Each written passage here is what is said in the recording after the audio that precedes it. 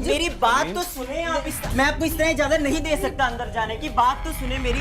कौन है ये और क्या शोर है? उमैर भाई ये जबरदस्ती अंदर घुस आई है। देखें, मैं चोर नहीं हूँ और ना ही किसी गलत इरादे से आई हूँ। वो मुझे आपसे एक ज़रूरी बात करनी है। अच्छा ठीक है, सलीम जाओ तुम इनके लिए कुछ खाने पीने के लिए लेकर आओ। ठीक है। जी फरमाइए। मैं बहुत दूर से आई हूँ, मुझे आपसे बहुत ज़रूरी बात करनी है। हाँ मैं सुन रहा हूँ, बताइए। वो मुझे मरियम ने यहाँ भेजा है। वो बहुत मुश्किल में फंस चुकी है। क्या?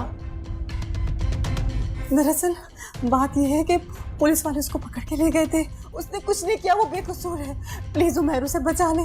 देखें बहुत गड़बड़ हो जाएगी अगर वो पुलिस के हाथ रख गई तो। उसकी मदद करें, उसकी मदद करें।